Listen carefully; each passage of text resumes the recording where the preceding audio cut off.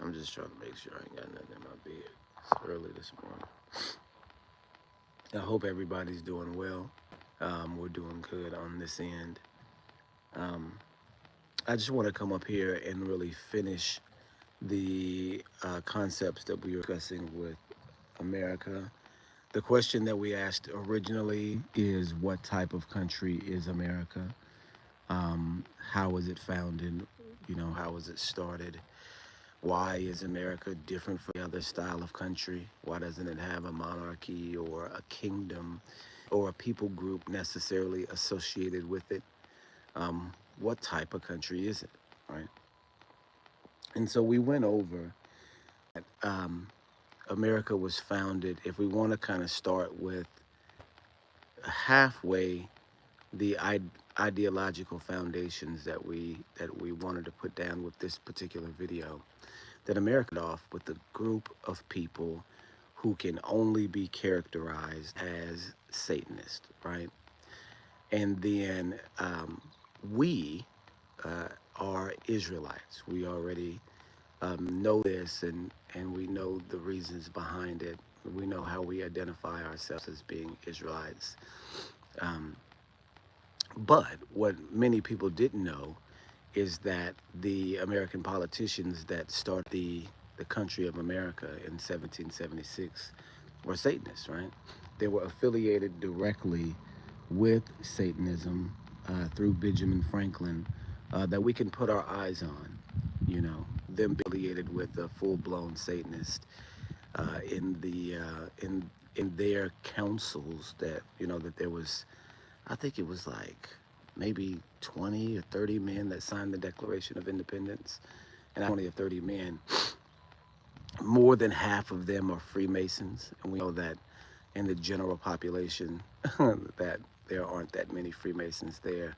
So the the leadership who founded America and put together the terminology and the ideology for America were all working for a secretive organization whose motives are secret. Do you see what I'm saying? And then we also know that Benjamin Franklin was a part of many satanic societies, or secret societies, I should say. The most egregious of them being the Hellfire Club, where he performed satanic rituals and was a full-blown, active, and zealous Satanist, right? And so we asked the question yesterday for the past couple videos, if Benjamin Franklin can really become one of the founding leaders of America, with his, face being on the $20 bill. Um, is it the $20 bill? I haven't seen American money in a long time. But with his face on the $20 bill, I believe it's the 20. Then, then how then does this history, which we know that they would have known, um, how is this history incorporated into what we know America, right? You can't just take a look at that piece of information and dismiss it as not being important in your understanding of America. If that Satanist is there and he is, mingling in with a bunch of other different secret organizations, and then also um, they don't out him or oust him, then he must be working right along with their plans as well. Then you have to ask yourself, what uh, agreements, or what agreement, or what um, concord does light have with darkness, right? Do you see what I'm saying? You can't, walk. Two people can't walk together unless they be agreed. And so Benjamin Franklin, the Satanist, was agreed upon by the rest of the Council of Freemasons. And Benjamin Franklin was really acting as de facto leader of this, of the people that signed the Declaration of Independence. Even though he didn't take any office or do anything like that, he was the leader. He was orchestrating the events that were happening and putting out the information and making sure that the war was started. He was fomenting the war, right? That's what his purpose was. And so, since we know that Satanists are really just a successful terrorist organization, what is their goal? We talked about this yesterday. What is their goal? And their goal would be, a Satanist goal would be, to minimize the power of Elohim as much as he possibly can. Shalom, shalom. Still the water is out. Uh-huh. So, yeah, we've been out of water for the past 5 days or so here. But we're making it. We've got everything together. We got our water jugs. That's how it is in Africa. This is Africa, y'all. So the water comes and goes. Usually it's here, but this time when it went out, it's gone out for a few days. It's the longest that we've been without water, but we're filling up in the next town, and I think we'll be okay. But yeah, so you have to incorporate the information that you have about Benjamin Franklin, and then the people that are connected to him. You have to incorporate that in your conception of what America is and what the goal is of America. And if a Satanist goal is to undermine the authority of Elohim, how would he do that in society? And what would a nation founded on these principles look like? And what would their goals be? Uh-oh. Shalom, shalom, Mishpachah. I see we've got one person here. This video will really be the final video on the What is America series. So if you guys have any questions, or if you've looked at any of the other videos and there's some things that are, you know, that need to be brought back out or re-explained, or any questions or any contentions, go ahead and leave them in the comment section, and I'll, you know, do my best to answer them to the best of my ability. But you have to recognize that the government has in 1776 has very, very, very strong ties to Satanism through Benjamin Franklin and through the Freemasons, who are seemingly in agreement with this satanic operator, who we found out to be not only an operator but a killer, through this satanic operator, Benjamin Franklin. And so we just have to compile all of this information together and figure out what the real goal is. The information that we have has to be integrated into our concept of what America is. And so this is what we have to see, that a satanic society, their number one goal would be to attack Elohim, right? We know from Nimrod's Tower of Babel, in the original Babylon, right? The old Babylon, the point of the Tower of Babel, and we know the old Babylon was a satanic society. The point of the Tower of Babel was to build it to get high enough to attack Elohim. Do you see what I'm saying? He wanted to build up and go into the realm where Elohim lived and attack him, literally, physically attack him. And we know there's a lot of confusion in that. There's a lot of confusion in the modern version as well, because they still wanted to do the same thing. This is America in its inception being used to attack Elohim. And since they're not going to build a tower, hey, shalom, shalom. What's going on, Yakim? you gotta hit me up, man. Shalom, shalom. Good to hear from you. Good to see you, man. But we'll get back to it. This is my homie right here. Shalom, shalom. But so we know that that America in 1776 is not going to try to build a tower into the heavens, right? So since they cannot attack Elohim himself, who are they going to attack? What are they going to do? Who is here on earth that is Elohim's representative and who may be in a state of distress? Well, we know it's the Hebrew people.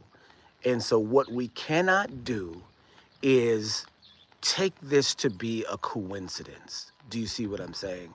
There is no coincidence that a satanic society, which is a ruling class, and a Hebraic people, the Hebrew people, which are the slave class, there's no way that they come together in a master slave situation without everyone knowing that that's the situation. Do you see what I'm saying? People have acted as if, okay, well, since the slave system drove the economy, then these are just men who were coming together to manipulate people and to drive the slave system to become rich. Yeah, that's what happened. But in all actuality, the real thing that happened was they planned for this to be the case. It was a satanic plan to go and capture the Hebrews, bring them to America, and then imprison them both mentally and physically in America, keeping them contained, keeping us contained so that we won't go on to in some corner of the world where we're dispersed, keep the commandments, become righteous, accept Messiah, and then take our role as the leaders of the world, as the stewards of the mysteries, as the teacher of babes. Do you understand what I mean? So this is the only way that a satanic society can attack Elohim. They can't attack him physically. They can attack him ideologically, which is what they did, which is why they founded America as a nation that is non-religious, right? Every other nation in the world before America was founded on the principles of an Elohim, maybe not the Elohim of Abraham, Isaac, and Jacob, but of an Elohim. You remember Greece? There was a prince of Greece in Daniel. The book of Daniel talks about a prince of Greece and a prince of Persia. Right? We're talking about the angels that were set over those two nations. That Michael, the angel, was going to fight the prince of Persia, and then was going to after that go fight the prince of Grecia. And these are not, physical people. These are the angels that are responsible for the fallen angels that are responsible for the society, right? We see that in the book of, it's not Genesis, is it? No, it's Deuteronomy. I believe it's Deuteronomy 32 when they're talking about the children of Israel and the angels. The script says that he divided the nations according to the 70 sons of Israel, when in actuality, in that verse, it says the 70 sons of Elohim. So we know each nation has an Elohim that is responsible for it and is responsible for guiding its people in that fallen way. And this is what we see. We see every nation with an Elohim at its center, except for America. America was the first kingdom founded without a king, the first kingdom founded without an Elohim. Do you see what I'm saying? So that means if you have all the members of the signing of the Declaration of Independence being members of this secret organization, but pretending to be pseudo semi-Christian and weird religious rites involved with it, then you know that it has to be there is an Elohim at its core, right? And it's just not the one that most of the people believe it to be. It's Satan. And so if Satan is developing a governing system without an Elohim at its core, then it's going to be ideologically opposed to Elohim. And that's how you have the foundation for the thought against Elohim. But then you also have to attack Elohim too as a satanic society. And what better way to do it than to enslave his people and then get rich off of it? This means, you guys, that America was not founded to be this land of the free, home of the brave. We know that because at the time of its founding in 1776, you have the slave class of Hebrew people, which was not only active and pulling more slaves in. After 1776, it intensifies. What we talked about yesterday or the other day. It intensifies greatly. It's magnified.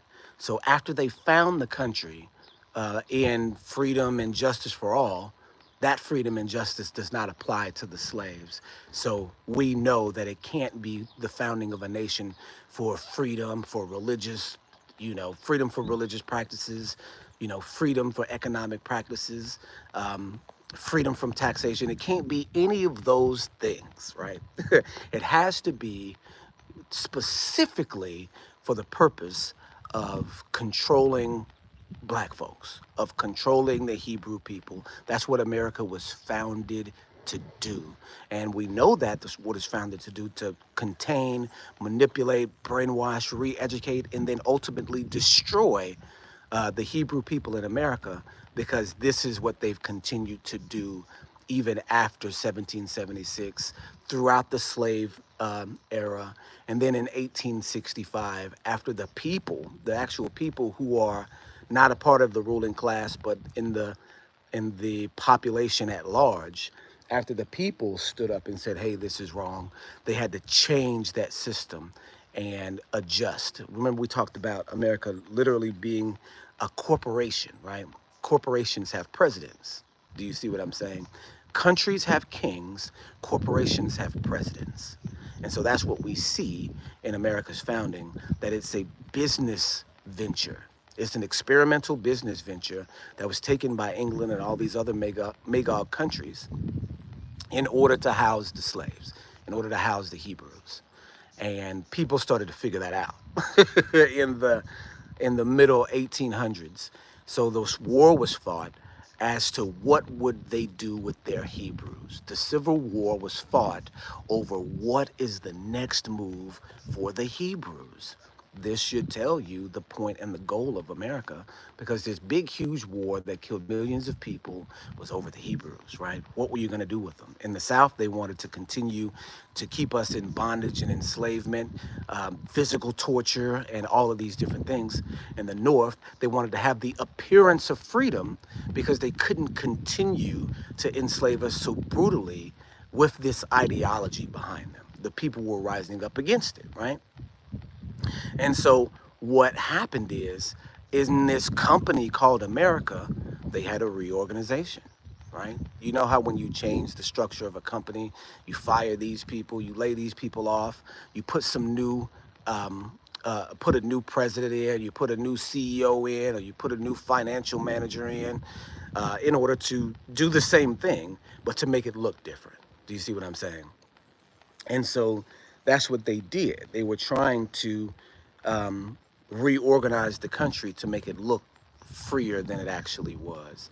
And what they were surprised about is that when they freed us in 1865, making us a part of the economic structure and owners ourselves, that we started to become more successful than them. We started to form these boom towns like Rosewood and Tulsa and in all these other different places as well. You don't know the names of them because they literally wiped them out. They put the Ku Klux Klan together in this era, the Night Riders, and sent them all over the country, right? There were groups of Klansmen that were in different states. They called them together from different states. Like Klansmen would be able to call other Klansmen from Mississippi to come to Oklahoma to go help to put down this black town. This was formed all across the United States before there was a police department, you guys. Before there was a police department, they had the Ku Klux Klan. And the Ku Klux Klan acted as the standing army to be able to defeat black success. And that's just absolutely what it was. You have the slave system, which came about for 200 years, 1619 to 1865. So 250 years of a full-blown Holocaust attack on the Hebrew people. This is the point of America. Then again, you have the Ku Klux Klan system destroying black wealth and black independence. Again, an attack on the Hebrew people. We talked about Jim Crow and all that, not starting in 1865 because they thought we were just going to fall back into our slave positions. Jim Crow didn't start till like 1890, 1895, 1900. So there was a 30-year difference between 65 and 90, right? So they didn't, or a 25-year difference. So they didn't think that we were going to become upwardly mobile. They thought that since we were re-educated in their system, that we would just stick to what we already understood, being educated in their system, that we would just fall back into a slave situation, and then they could just do what they had been doing. That if freedom would only be in name, because we'd be doing the same job and living the same style of life. That did not happen. We created our own towns, we created our own banks, we created a full-fledged black population system in the late 1800s that was more successful than the white societies. It was a brand new society in America, and they destroyed it. And the reason why you didn't know it existed is because that's the purpose of America, to destroy Hebraic success. So we see that happen in the 1890s. This is on down the line, right? We see that happen. Then after the black towns and cities were put into were put to the flame, were destroyed, they start pushing us to places like Detroit and Chicago and New York and LA and Houston and New Orleans, all of these big, busy, major cityscapes where they could put us into communities there and then keep an eye on us, right? And we talked about yesterday, even there, we began to, thank you, even there, we began to form. Please just put them on the porch and I'll get them inside, if you don't mind. Just put them on the porch right there and I'll get them inside. So they began to, after that, we began to, after that, become popular again, because we started to come out with this culture, with blues culture, with swing culture, with jazz culture in the early 1900s in these vast cityscapes. So much so that it drove again the economy of America. If you look in the 20s, the only thing that you know about the roaring 20s is the Charleston, that people had money, that people were investing in the stock market, and that in that era, you started to get black millionaires, black female millionaires, even like Madam C.J. Walker, like all these people that were successful and famous in the early 1900s were educated people, came from an educated class of people, because in the 1800s, we utilized those, those resources in a way that we had never done before. And so all of this business savvy, all of this culture savvy, this music savvy started to become popular and profitable for the black community in the turn of the century 1900s, right? You've heard of the Harlem Renaissance. The Harlem Renaissance drove musical culture creation worldwide. Jazz, zoot suits, and all that swing, the big bop and all that was the whole American culture at that time. They started to make movies in this era, and all the movies people do in the Charleston. And the Charleston is the Black Bottom, which comes from Charleston, South Carolina. You see what I'm saying? You never see nobody black doing in Charleston, but it's a whole black culture of dances that comes from South Carolina, and that took the world by storm. And so much so that it started to make the black population rich again. And so we talked about this yesterday. They crashed the stock market. That's how they stopped having white people give white dollars into black pockets, because they had to crash the stock market and get the money out of everybody's pocket. The stock market crash of 1928 was to stop the Harlem Renaissance, you guys. And it did. It worked. You see what I'm saying? This is the purpose of America. Because why? Why not embrace the culture creation? Why not embrace the popularity worldwide that our people enjoyed and maintained? Why not profit off of it? They didn't want to do that because they were afraid of the outcome, right? If the country is purposefully built to imprison a population, you can't have that prison population be richer than you are. Do you see what I'm saying? You just can't have that. This is the goal of the society, to keep us down. So that means you have to do that, right? And so that's what we see from the stock market crash.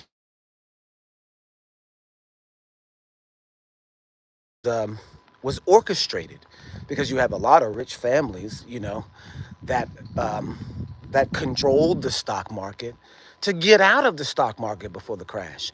You can look this up. the first time I saw this was in a documentary called Everything is a Rich Man's Trick. And I believe it's still on YouTube. It might be on Rumble or one of these other platforms, but I think it's still on YouTube. Everything is a Rich Man's Trick. And I think this is the documentary that goes into the real life orchestration of Wall Street's crash. And I thought about it to myself. I thought when I was watching it years and years ago, now why wouldn't this have been an organic thing? Why was this done purposefully? It don't make sense to tank the economy on purpose. And of course, the documentary has its theories as to why they crashed the stock market, but the documentary makes it clear, and then other documentaries too, that they crashed the stock market. You have to implement that fact into history. They crashed the stock market on purpose. Why would they do that? The reason for a country, a technically entire country, is to attack the Hebrews, is to attack the black wealth that was being generated at old, like tap dancing and all of these things that we don't do anymore comes from that era. And white folks took it and made it into mainstream music and media in the 30s and 40s, right? You've got people like Fred Astaire and all of these guys that were tap dancing and all doing all these dances in the movies. They were all doing black dances. So the culture continued to drive the economy. It was only white people doing it at that time. Do you see what I'm saying? That since the crash happened, the only people that could afford to continue to make money off of the culture were the people that already had the money, got out of the stock market, the people that were controlling Hollywood, at that time. Regular white folks couldn't do it either. You looking at them dogs? It's okay, son. Go ahead. But yeah, so we know that the stock market crash was an additional attack on the black population. And so we go in after that. We have the building of the projects, right? We all talked yesterday that the projects are another attack on American society or on black American society. The projects are an attack on black American society. Do you understand? We talked about the project system being built in the same year that the stock market crash happened. That's why we know these two incidents are related, right? Because in 19 buildings, the largest project on the planet, right? We talked about all the projects being built next to freeways and train tracks because they intended for the projects to be all black. They intended for that to happen. They intended to use the projects for one generation to re-enrich the white population that had become poor during the Great Depression, because they had to crash to get the white dollars out of black pockets. So they crashed the economy, but they didn't intend to keep white folks crashed.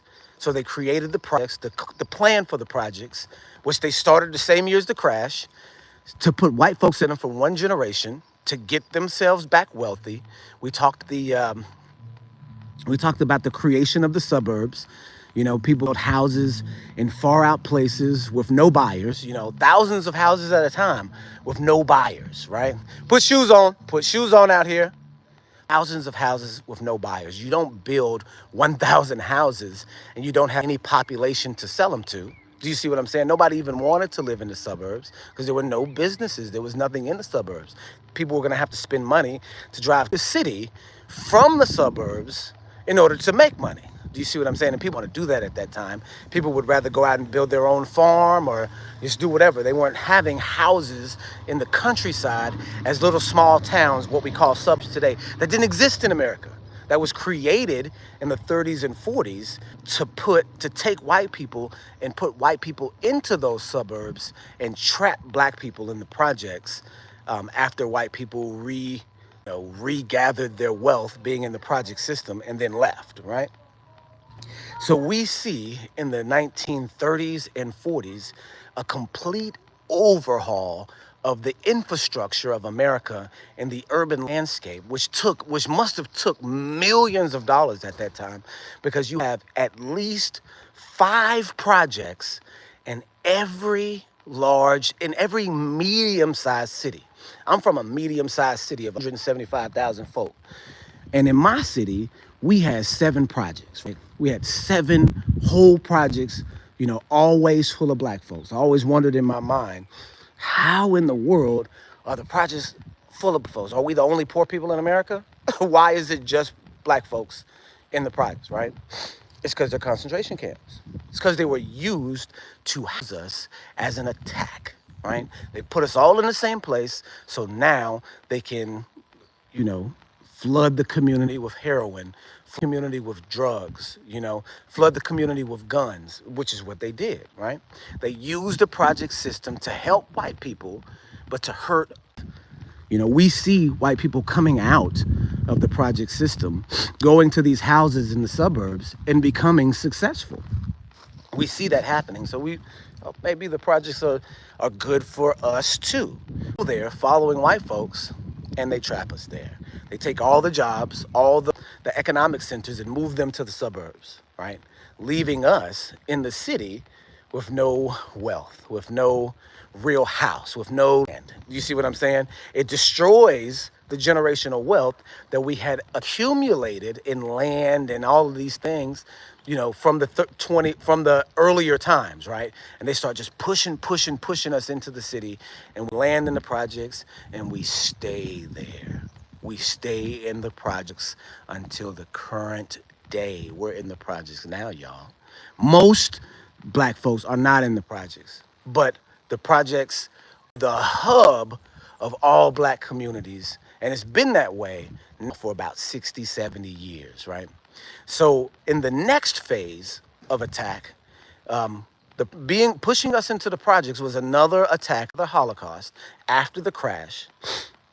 The next stage was that now you've got heroin to push into the community. They went to Korea, they went to Vietnam, fomented these wars so that they could further, generate heroin, generate opium to push into the community.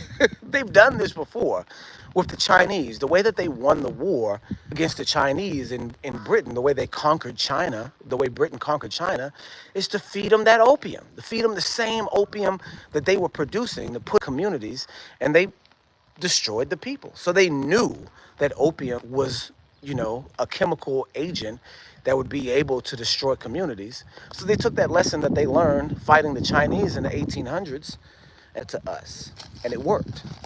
It was an attack that's going on still now. We understand that once they run out of opium, once they started to run out of places to get the opium, who makes 6% of the world's opium, they attacked Afghanistan to get a hold of those drugs, to continue to be able to take us down. Do you see what I'm saying? Hey, my friend. Oh, I gotta talk to you.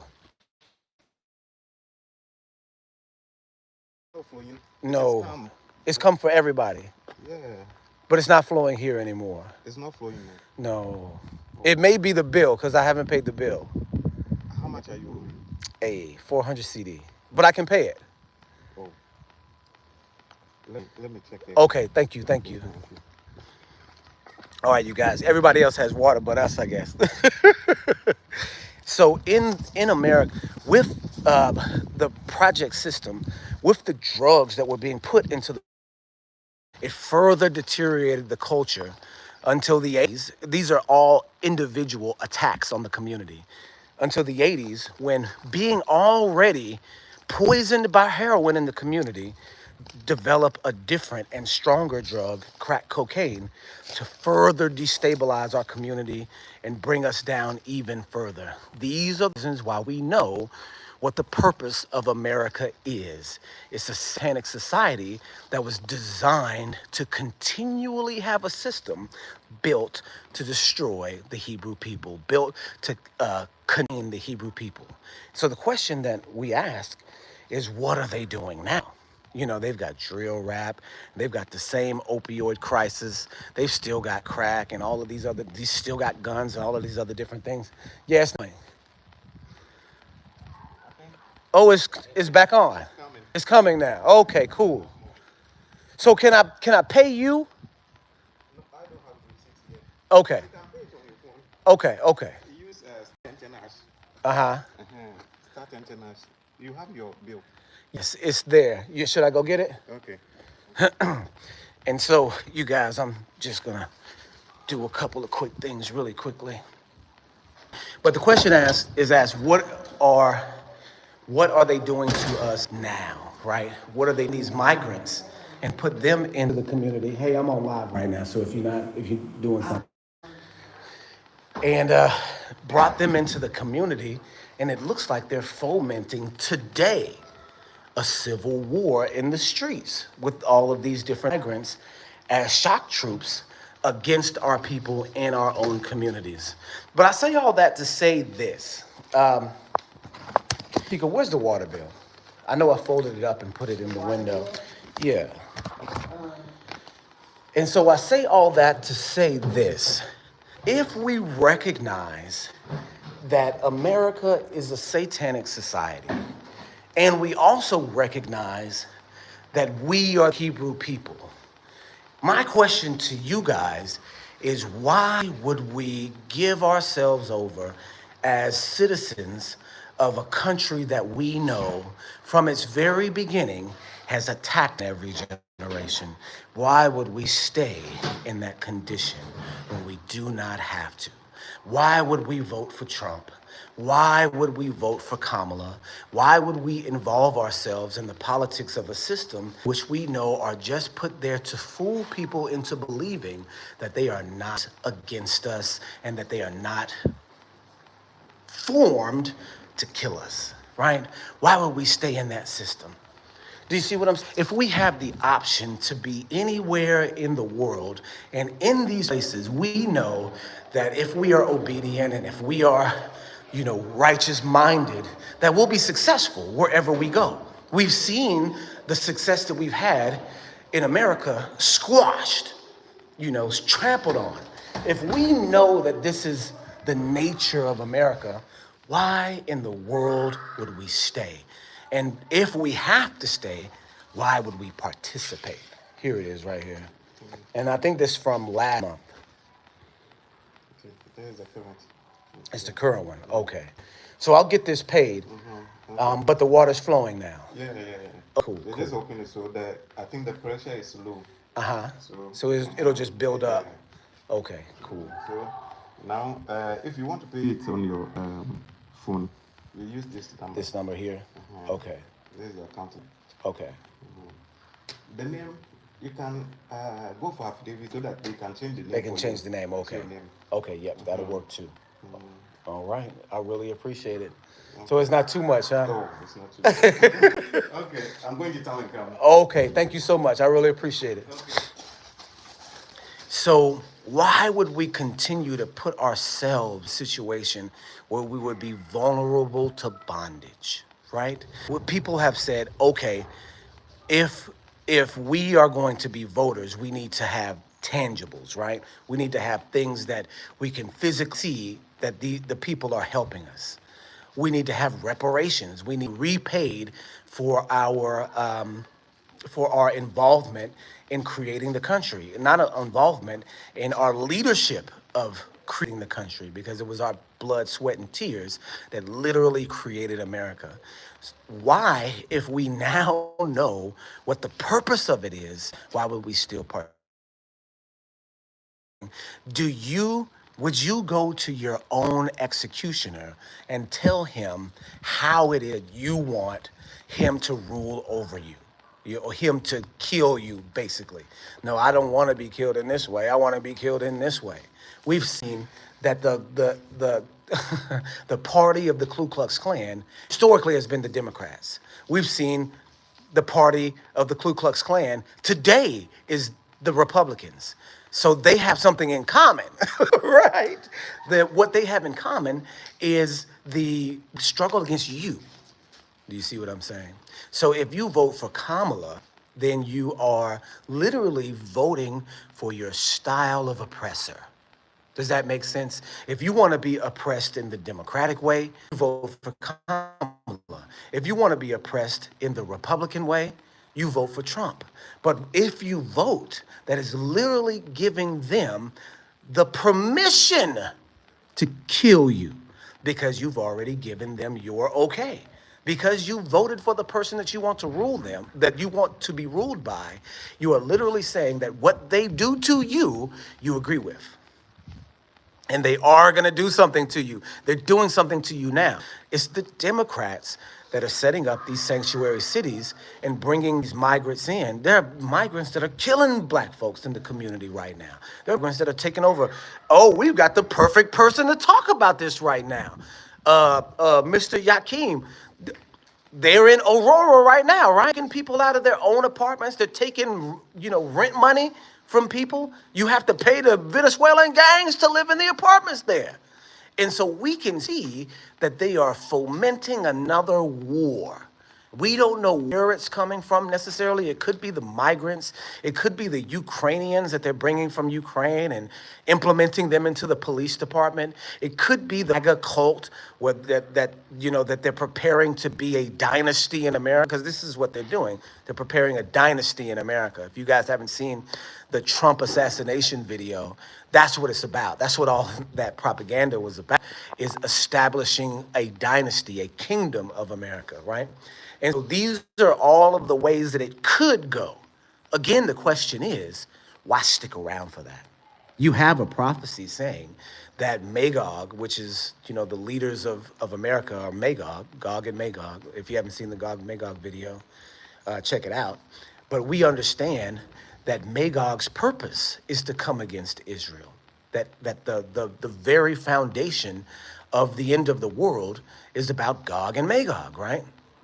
And so why stick around for that? Why give yourself to that system that you know is trying to kill you? This is the whole purpose of understanding what America is, so that you know what to expect. You can't go voting for Kamala Harris if you know what she's there to do. What does she do in California? She locked us up. What did Biden do? He locked us up. What is Trump known for? Extremism, billionaire status, racism. Do you see what I'm saying? We don't have any righteous options. We don't have any agreeable options. We don't have anything in America but what we've always had, which is a ever-evolving plan on how to subjugate and mentally control us.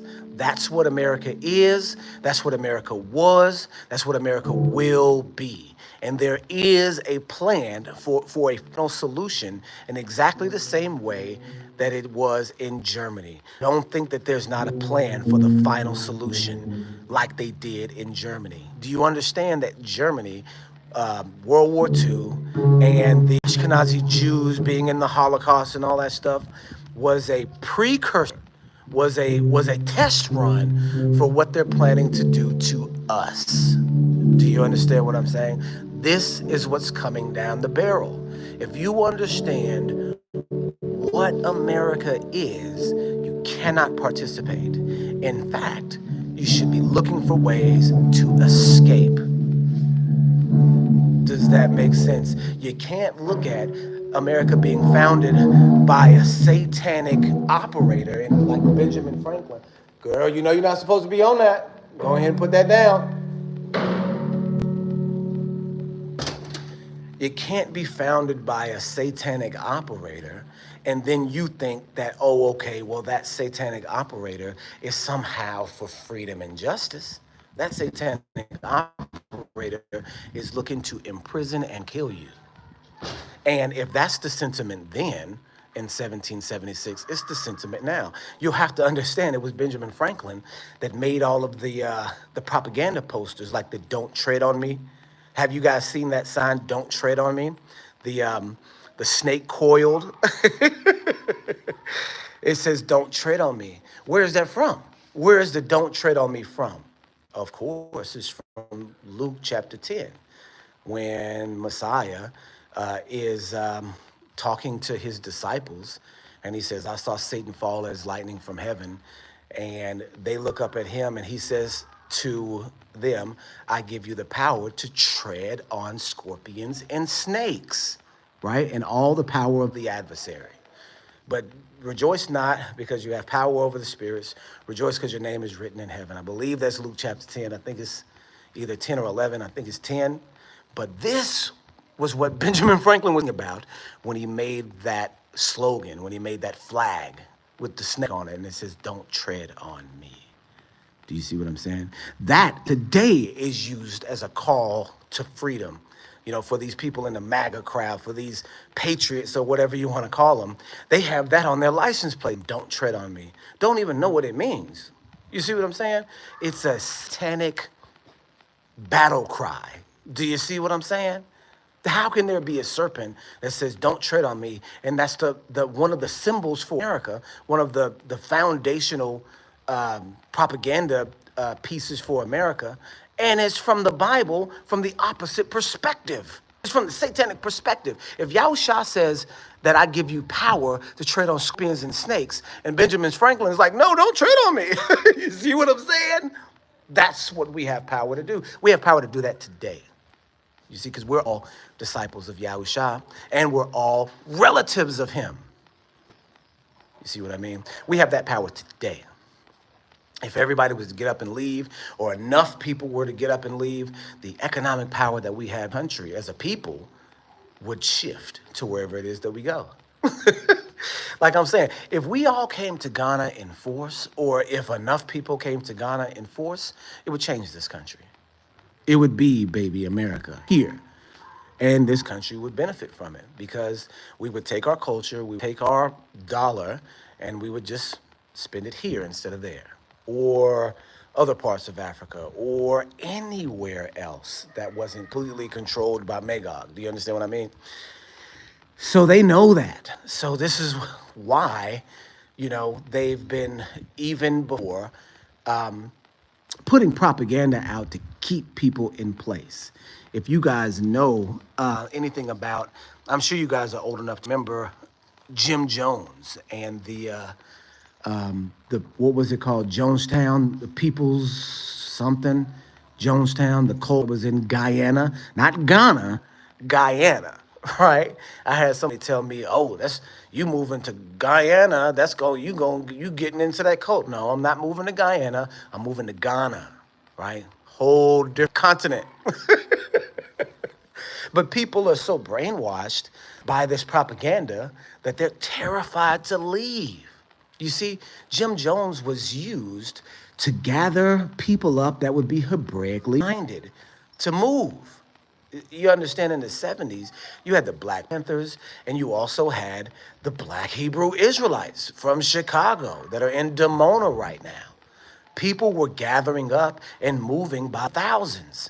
So that mentality of we got to get out of here because we're in war from Black Panthers and from all of these other groups that were out there at that time was real. There was a real movement in the 70s to leave America, right? And it was a Hebraic one because it came from the Hebraic philosophy of get out of Babylon. This is what, you know, the Hebrew Israelites of that time from Chicago literally did. In a large group, they couldn't have that happening. This is happening in the 70s. They couldn't have that continue to happen.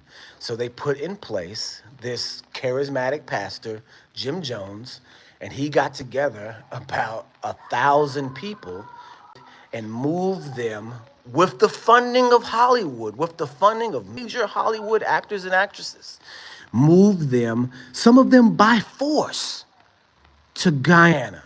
You guys don't understand that the People's Temple, that's what it was called, the People's Temple.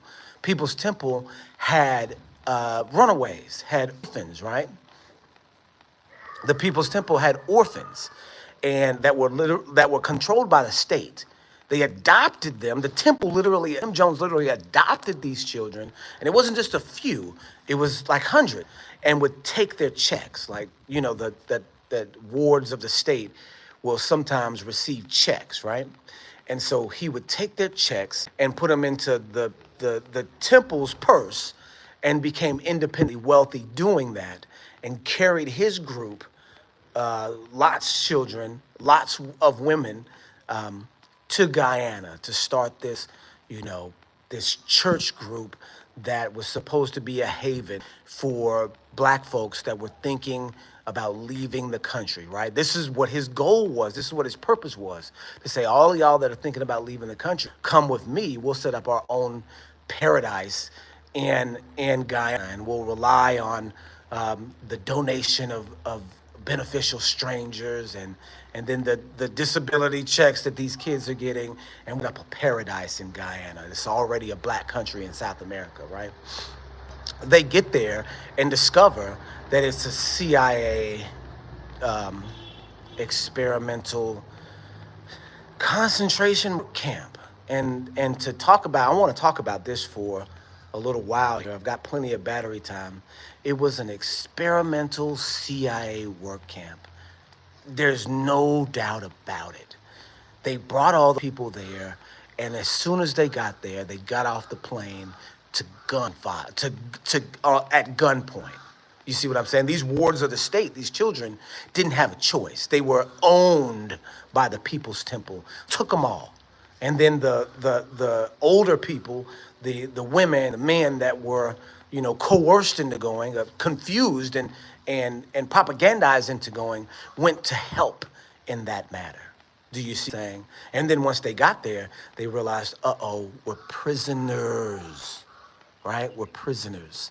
And so they spent time there. They said, I saw a documentary on this. They said when they uncovered what Jonestown was, they had a cache of illegal, or not illegal drugs, but medicating drugs like, what was it? What's that really strong drug that puts you into that zombie-like state? Methadone, Thorazine, all of these different just drugs that'll get you whacked out, right? That they had enough to supply Jonestown for a year on it. You see what I'm saying? When they finally uncovered all this, they found that they had medical bracelets on. All the captives at Jonestown had medical bracelets on. Now, why would they have that? Because it's a CIA experiment, because it's these Nazi experiments. Do you understand what I mean? It was a death camp, and it was meant to be a death camp from the very beginning, right? Because they're dissuading people from leaving America, dissuading black people from leaving America, right? It had to be publicized as this cult death, because that's what the program was. They didn't want people to leave. They wanted people to stay enslaved in America, right? To scare us up, to think that anywhere else we go, we're gonna be messed up, right? So the people in Guyana, in Jonestown, ended up, because what Jim Jones was doing is he was on the megaphone and he was preaching like day in and day out. It's a nightmare situation, you guys. They were taking people out into the woods, because they're in the middle of the woods. They were taking people out into the middle of the woods and telling them they were going out to the woods, not to work, but to be killed, and that they could be killed that night at any time. They take a big group of people out and then tell them, we're coming out there to kill you. We're bringing you out here to kill you. And then they'd work them all night, and then they'd bring them back. Oh, that was just a joke. That was just a test to see if you were gonna do anything. They would do this, not every night, not every other night, but often enough to think that your life was hanging in jeopardy at all times. What Jim Jones telling his people was that you've got a group of Guyanese soldiers in a 5,000 man army to your left.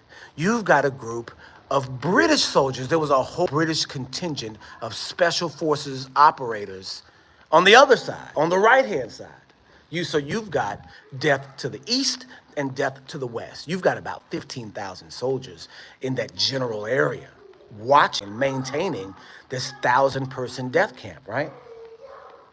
And so what ended up happening at the end of all that was that they sent a congressman in, because they had heard all of these torturous things that were going on there, how they were drugging people and killing people and working people to death, children working people to death. And so he goes to investigate. And when he gets there, people are singing and dancing and happy because they've already drugged him. They've already convinced him that if he played nice for the congressman, that they were going to get killed, right?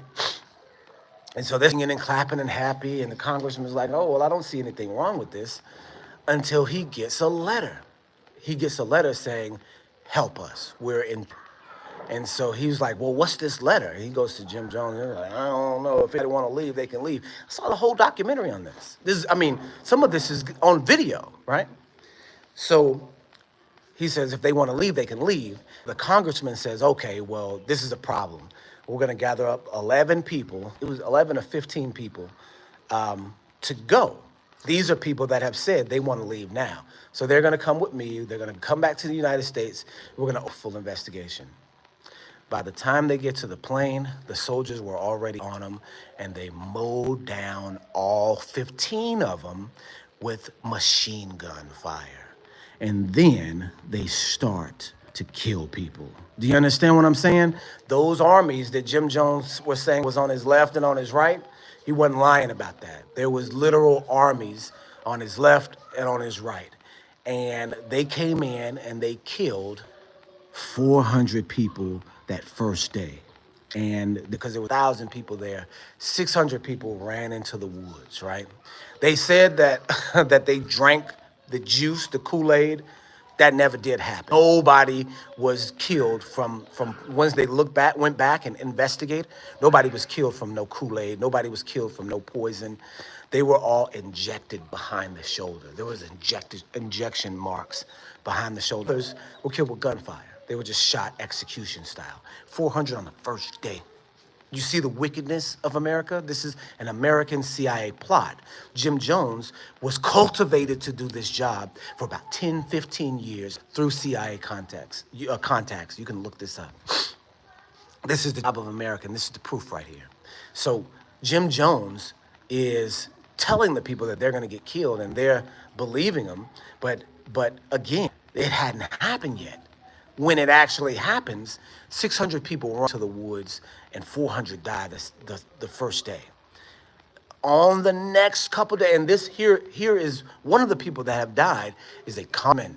So this is all in the news. This is in the 70s, late 70s, early 80s, before I was born. But of course, I've done the research on it. So the first reports coming from Jonestown, 480 or so people were killed, right? And so the very next day, 580 people killed. The next day after that, 600 some odd people killed. The next day after that, 750. The next day after that, 850.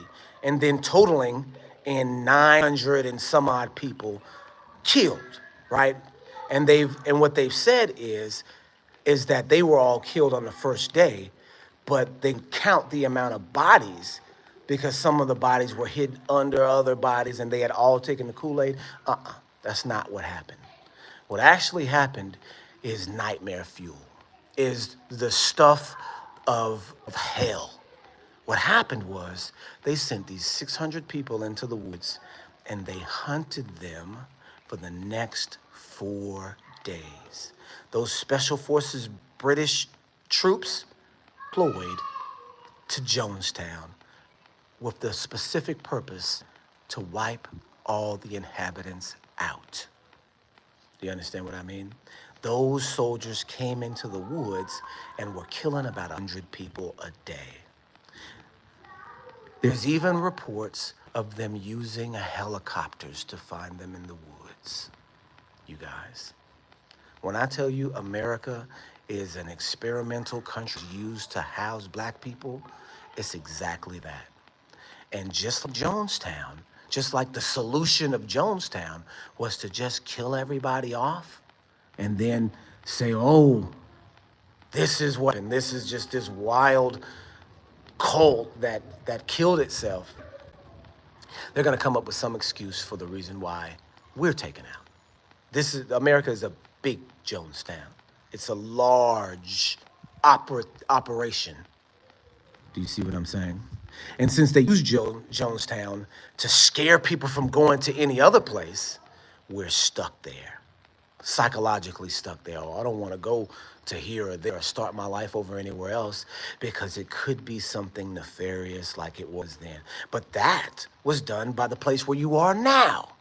So how can it be that if you go somewhere else, you're going to experience America-like destruction if that place that they went, that they showed you, that this particular group was American destruction to begin with? No, they're just trying to scare you into not leaving by giving you what they've already done as a propaganda piece to brainwash you into thinking that you're already in a safe place when you know that you're not. Jonestown is a mini version of what America has always been. You understand? The police department, if Trump gets in, are going to have carte blanche. There are not going to be any police prosecutions. What do you think that's going to look like? Do you see what I'm saying? If Kamala gets in, the migrants are coming, and they're not policing the migrants. I saw a report this morning that said 10 weapons stores in Denver have been broken into by Venezuelan migrants, and they've stolen all the guns out. No arrest, no investigation. What do you think that they're planning for? What do you think that this is? If the police can, I've seen, because look at this. There's already a gang war in Chicago between black folks, right? I saw a report of one of the gang members, because we follow the culture, because lots of these gang members are rappers and they're, culture creators, and they're creating this culture that is detrimental to our community. So I follow them and see what they're up to. So one of these gang members, right, that's a famous gang member in Chicago for 10 years, one of these gang members, his buddy was killed, a Venezuelan migrant. And so that Venezuelan migrant kills his buddy, and he'd been out of trouble for years. He goes with the machine gun, and before he could even retaliate, they catch him with the machine gun. Now, how in the world are you gonna catch this gang member who's been active and on the street for 10 years, spreading this propaganda against us, your warfare against us as a gang member, and as soon as he goes to attack another nation, another group of people, he's arrested there. Not been arrested before, maybe arrested once, but been on social media, taunting and spreading, evil. As soon as he goes to try to out these Venezuelan immigrants, he's arrested. Do you see what I'm saying? So there is an agenda at play with these Venezuelan migrants, that they're shock troops on the ground for something else, right? So we know that Jonestown style of captivity is coming, is on the way. And so when we say, what is America? It is a containment vessel for the destruction of the Hebrews.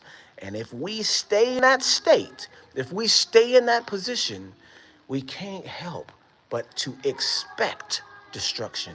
We can't ask for reparations. We can't march. We can't protest your way out of a satanic captivity. You can't do that. There's no way. You can't ask for anything in a satanic society and expect to get it. You can't expect even for people to respect you, because that's not what the country's designed for. It's designed to imprison you. You see what I'm saying? It's designed to logically destroy you. And that's what we have in America. So you really can't expect anything else. All right, you guys, I think that's all I've got here. I wanted to wait and see if anybody had any questions. I'm gonna do another whole video on Jonestown, because that place in particular is just one of the most egregious acts of violence against our community. It's another Holocaust, but it's just one of the egregious acts against our community in history. So I'm gonna have to do an individual video on that so that people will be able to understand what that was. And then also the bigger picture, that was an American plan, that Americans designed and implemented it, and are implementing similar structures in the United States for us right now. Do you see what I'm saying? So I have to do a whole video on that. I also want to do a video on reparations, because You know, people are anticipating getting reparations and voting based off of reparations when you're not going to have anything like that whatsoever. They can't give us reparations because the scripture says that we will not be redeemed. You know, not only can they not give us reparations, they will be forced to give us reparations when we leave, exactly like when we left from Egypt. They will be dying to give us reparations by that time because all things will be known at that time. So people asking for reparations before the time are not going to get it.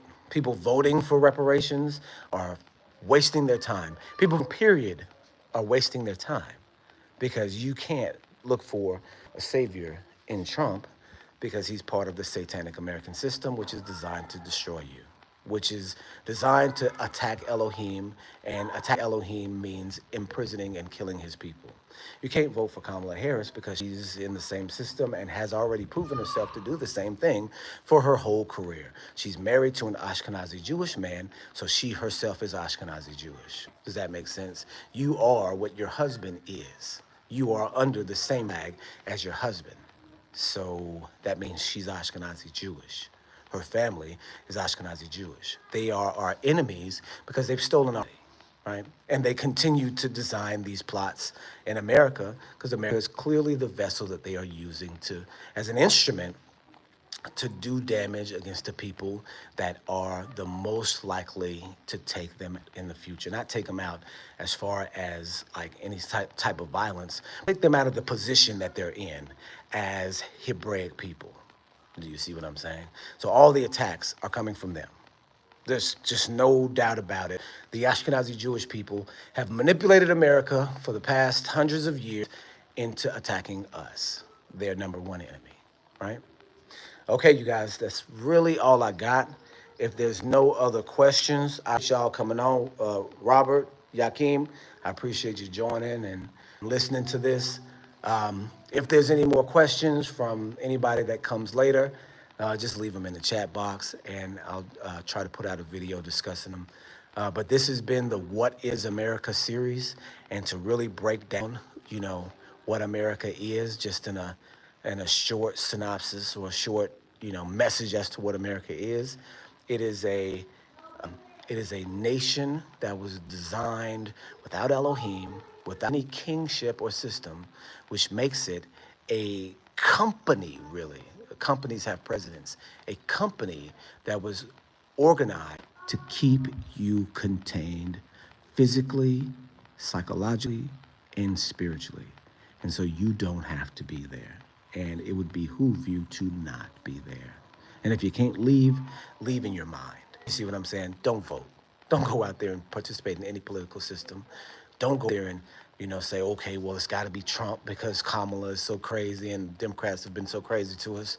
Okay, well, it's got to be Kamala because Trump's so crazy. Don't get involved in that. You see what I'm saying? Don't let it fool you. Understand what America is and understand what you've got to do because you know what America is. All right, you guys. Shalom, shalom.